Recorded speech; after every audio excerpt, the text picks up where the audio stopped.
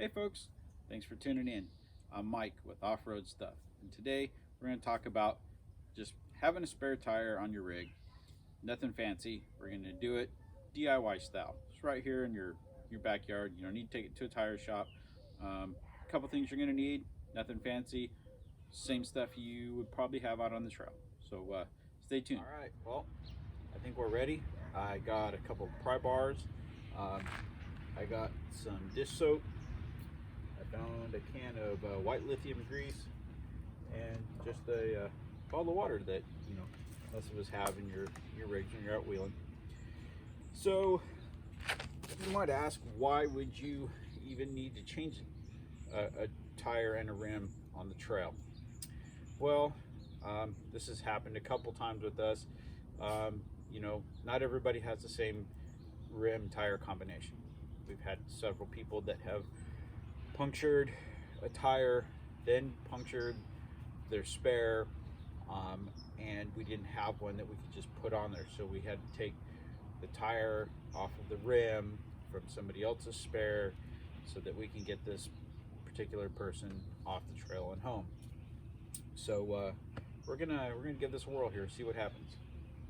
So basically, just make sure you got it kind of cleaned up. No big chunks, nothing. I've already went around this. So there's two options here. Like I said, you can use some kind of a spray. Try not to use petroleum-based products, I know, because it's not good on the rubber on the tires. You can use WD-40 or something like that in a pinch. You can use regular bearing grease. We've used all kinds of stuff. I even heard of some people using the grease from like bacon while they were camping just to lube it up. Sacrificed a couple pieces of bacon. And in this case, like if you're just trying to get off the trail, obviously you're going to kind of do whatever you have to do to make it work. So what we're going to do here is, I just got a bottle of water. There's about a fourth missing. Some dish soap. So if you're camping, overlanders, you're probably going to have some of this. So what I do is I put a little in there, shake it up, take something to poke a hole in the top. You can use a nail or a screw, sharp rock.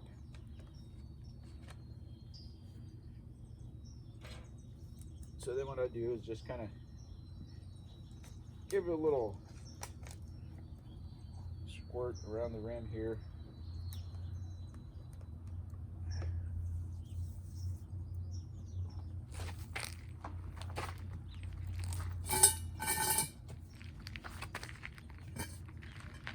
And just give her a good push. A lot of times this side will go on without any tools.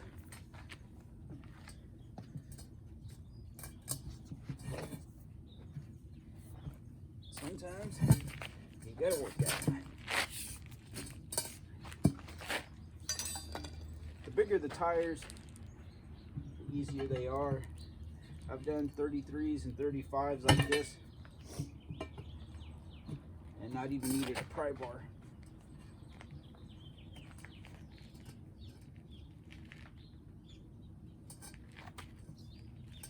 Just work it around, nice and easy.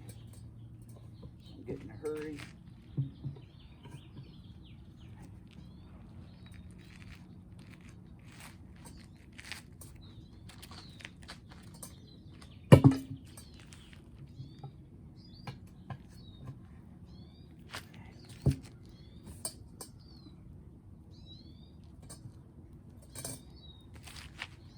Alright, so it's always that last little bit seems to want to end up on you. But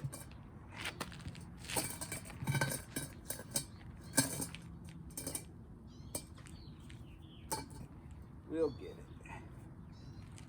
And it helps to make sure that the bead on the bottom is in the center part of the rim, so it kind of slides over and gives you the most room.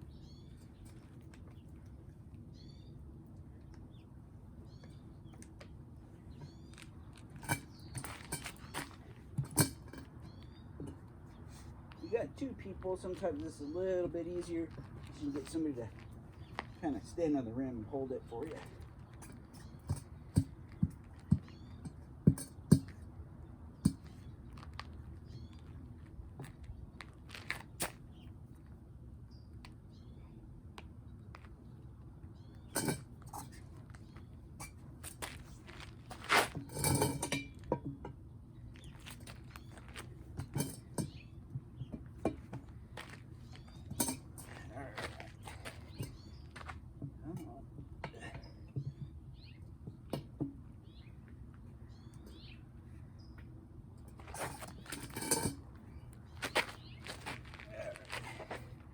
Maybe a second.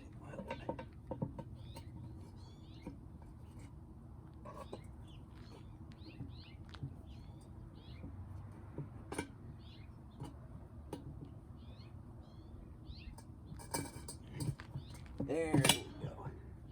Now we're cooking with Crisco.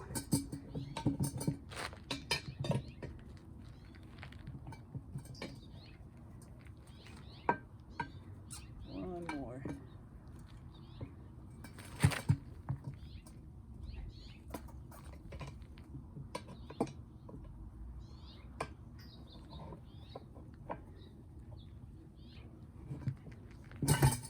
There we go. Okay. So, this side's a little bit harder. I'm going to move the camera, get you guys dialed in a little bit closer so you can kind of really see what's going on. Okay, so now I got you guys repositioned here. We're going to try to get this other side. This is the side that tends to be a little bit more difficult now that you got one side on there. There's not as much room to move around in there, but go ahead. A little soapy water on here. Try to make sure there's nothing on your bead, because if there's dirt or sticks or whatever, it can cause it to leak. I know we're doing a trail side fix scenario kind of thing, so if it happens and you get a little slow leak, you know, you might have to stop and top her off every once in a while. Sometimes the conditions aren't always perfect if you're someplace where it's muddy or sandy.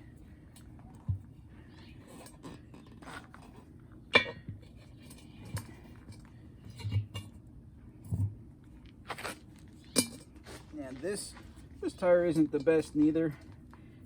This is just one I had laying around. I figured, you know what, it's better than nothing. I had like an original size spare on here, which before wasn't a big deal because I had open diffs, so I could put it on and link to them if I had to.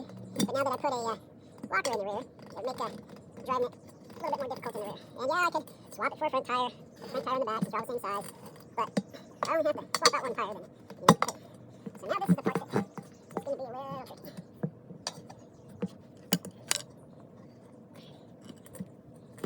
Okay. And then we come up here.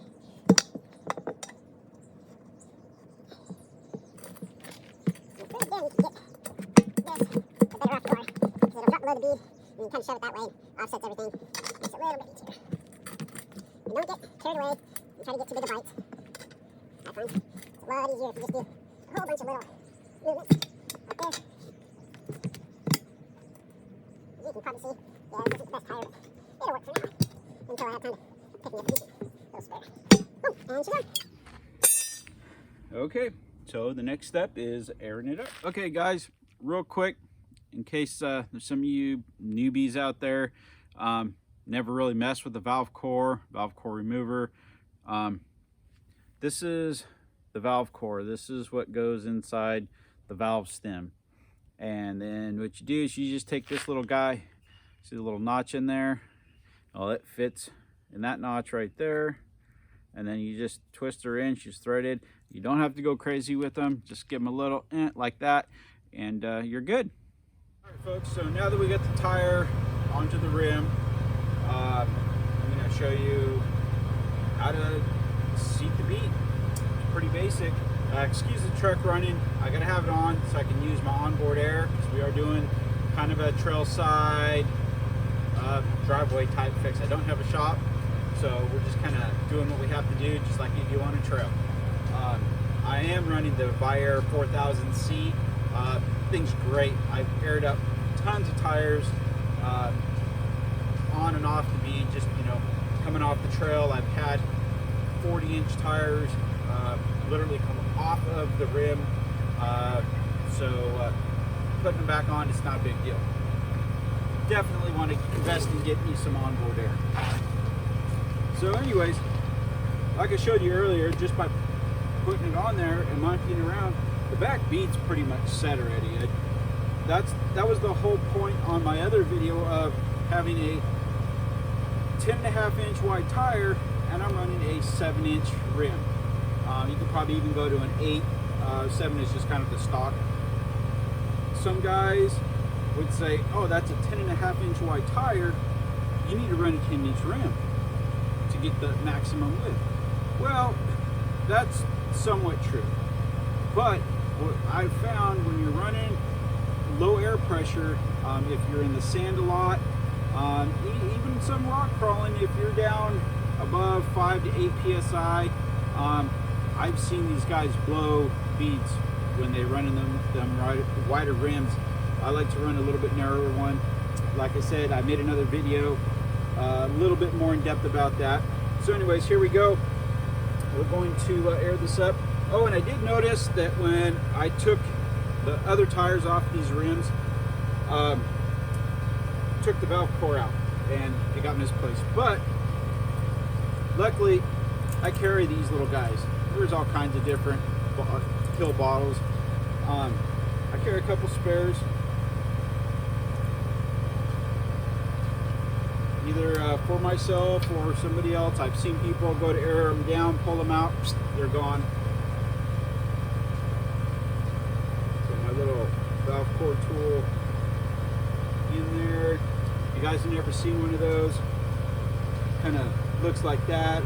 Just has a little notch in the end. You can get them at pretty much any of your auto parts stores. I'm gonna get a little bit of water in here just to make sure there's no dirt or debris in there that's going to keep our bead from seizing.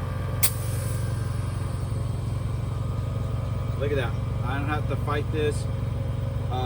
We've gone for a while with ratchet straps, different techniques trying to get these beads to reset. You know, there's the old faithful brake cleaner or starting fluid and a lighter. Usually works. Sometimes it can be a little sketchy, a little dangerous.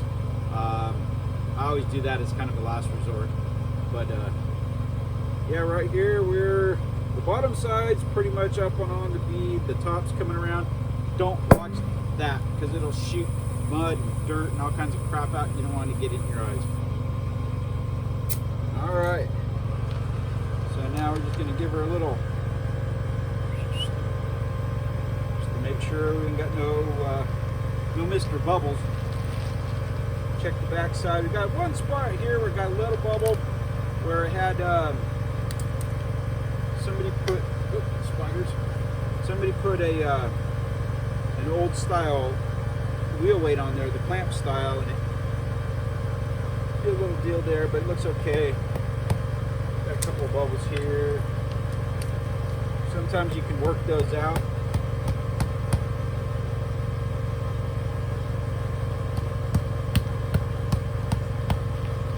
And I think she's good. Now granted, yes, it's not balanced, and it looks like it might have a slow leak, but I do have onboard air, so not too worried about it. If it is low or flat, if I have to use it, I can air it up. Just keep an eye on it, stop, air it up, you know, until I can get to a service station to get a new tire or get one fixed or whatever we got to do. Yeah, so that's pretty much it. Don't forget, thumbs up, subscribe, hit the bell, share with your friends, leave me some comments, questions, you know, whatever you guys want to talk about, let me know. I'll see what I can do, dig up some info, do some research. So that's about it. This is Mike with Off-Road Stuff. Be safe, we'll see you on the trail.